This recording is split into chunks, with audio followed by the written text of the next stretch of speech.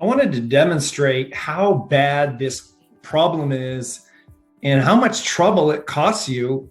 Trouble being time and effort on channels that aren't actually working, and money that you're spending that you're not actually getting back.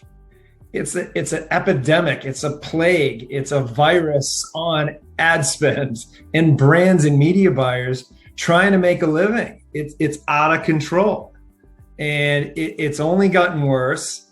And I wanted to show you just how bad it is and how it costs you. I was inspired by this because a recent very large customer came back to us and said, wow, we just didn't want to believe what your data was telling us about some of our performance. And now we believe. And I was like, you know what? Let me show you what actually happens. So what's the problem before we get into the demonstration? Well, if your conversions from your reports are greater than the actual sales revenue, you have bad data, which means you're making wrong decisions, which means you have lower return on ad spend. But even a bigger problem, which I'm just going to type in here, is competition with good data is buying the better customers you aren't getting. That's really the big problem here. That's why you should care. Other people with good data are cleaning your clock because they're not spending based on bad data.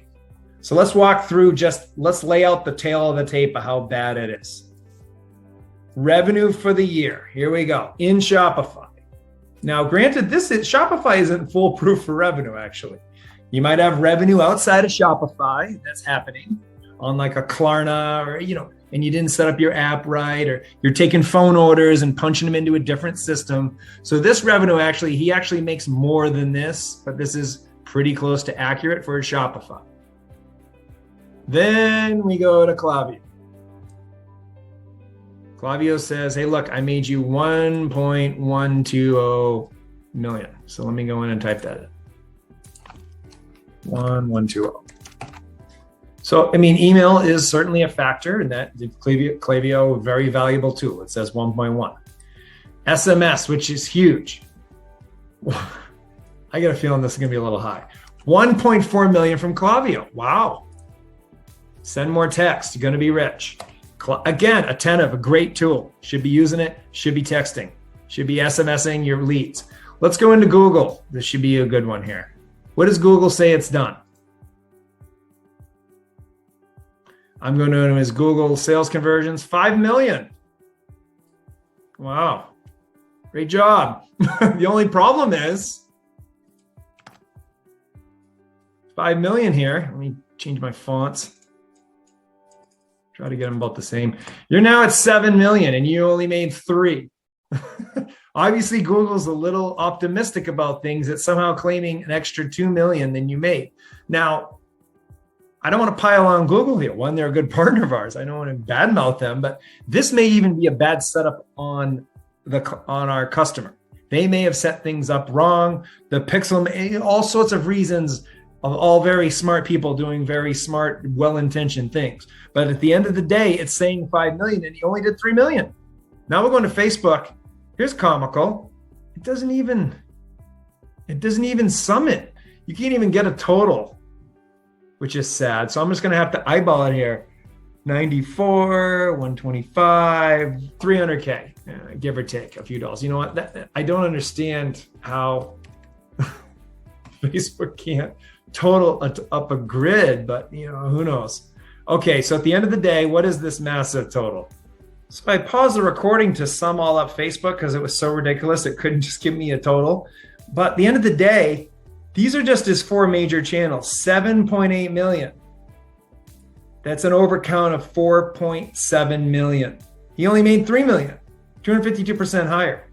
Now, if I go into Wicked Reports, let's just see what we did.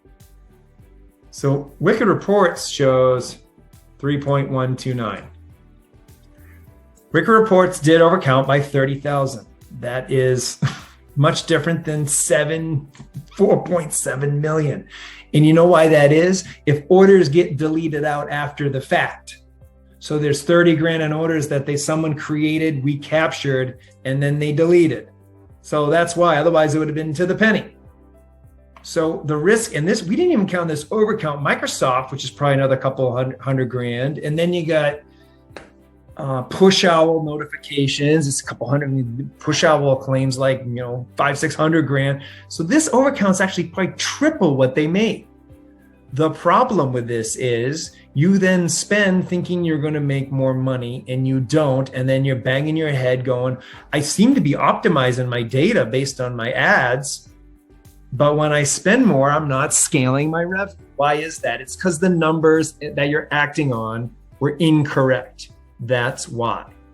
So instead, if you traffic copped all this revenue like we do with multi-channel attribution, when I say Google made 400 grand, which is still good, but it's not 5 million, he still made money. We can still make him money. And this is just bottom of the funnel. We have other attribution models. I was just looking at last click. When we say that, you can scale knowing that's really what happened. So no, he didn't make 5 million on 200,000 in costs. That isn't realistic. But he did make 400 grand, which is still a nice channel, and he should still scale where the revenue actually came from. Not because if we say Google made it, we don't also say that Klaviyo made it with email. The email's an amazing channel, 600K. It didn't make 1.1 million, it made 600K. So and whenever you see a dollar here, it's really here. It really belonged to that channel. It didn't belong anywhere else. So that's the difference. He can act on this and actually incrementally improve his business by optimizing based on accurate data. I hope this made it clear how dangerous this is to act on data that you can't validate and it's not trustworthy, it's not transparent.